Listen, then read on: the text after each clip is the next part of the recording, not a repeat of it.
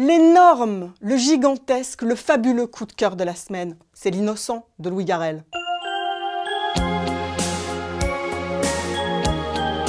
J'ai trouvé un flingue dans sa poche tout à l'heure. Je l'ai suivi, il allait dans une boutique, je sais pas de qui. Ce type est dangereux, il me ment depuis le début, quoi. Arrête. Arrête quoi? S'il te plaît, il va pas la tuer, ok? Tu te calmes maintenant. C'est la vie de ta mère, qu'est-ce que tu veux y faire? Laisse-la tranquille. Tu vas pas gâcher l'ambiance, regarde. Regarde comme elle est heureuse. Regarde. À Télérama, on aime depuis toujours Louis Garrel en tant que comédien et on l'apprécie de plus en plus en tant que cinéaste. Même si on aimait beaucoup Les Deux Amis, même si on aimait beaucoup L'Homme Fidèle, ce qui étaient des films charmants, même si on avait trouvé adorable La Croisade, qui était sa petite croisade écolo à hauteur d'enfant. Là, il passe à une étape supérieure avec L'Innocent. Cette comédie polar ou ce polar slash comédie qui se révèle in fine extrêmement émouvant. Il réussit à mêler l'émotion, la comédie romantique et surtout avec beaucoup d'humour. Il y a même un petit peu d'action. T'es sorti quand déjà de prison? Il y a une semaine. Qu'est-ce que tu vas faire maintenant pour gagner ta vie? Là, je vais faire un peu d'intérim. Celui avec le col roulé noir, là, tu le vois, là? Oh putain. Quoi? Mais il est canon. Sylvie!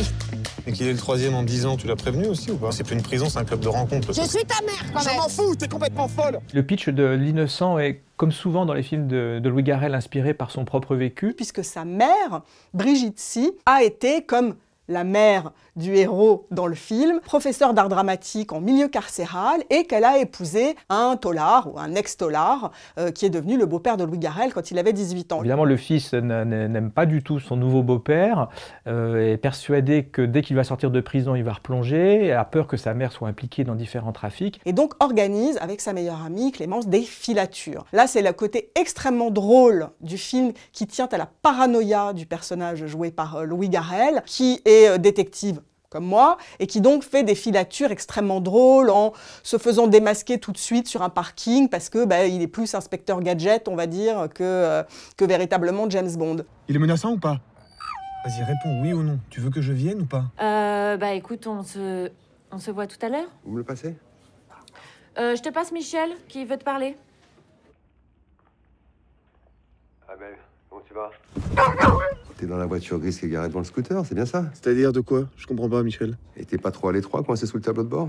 Ah non, franchement, ça va. Hein. Il y a à la fois une dimension très policière, il y aura un casse à un moment, donc je n'en dis pas plus, mais la scène de casse est assez réussie. Louis Garrel est à la fois très habile à l'écriture et à la mise en scène. Je pense à une séquence formidable qui se passe dans un resto-route où Louis Garrel et Noémie Merlan doivent jouer une fausse dispute de couple qu'ils ne sont pas pour un pigeon. Il s'agit de lui faire croire que c'est vraiment la grande scène du 2, une grande scène de ménage, pour détourner l'attention du type. Et donc la scène est absolument géniale, puisque tout est c'est du pur marivaudage, où on ne sait plus ce qui est du vrai et ce qui est du faux, avec vraiment des dialogues superbement écrits et une interprétation au cordeau.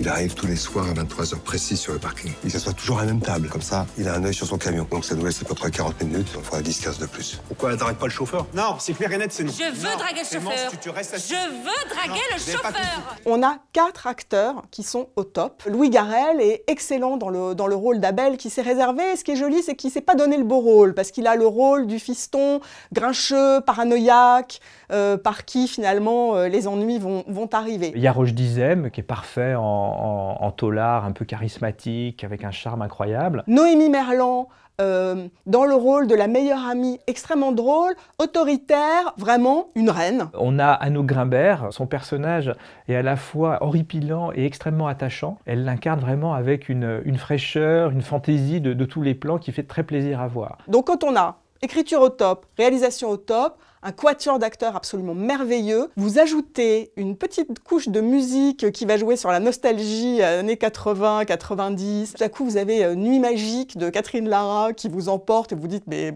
est-ce bien normal? Mais c'est parce que ce film-là vous a touché au cœur. Nuit magique.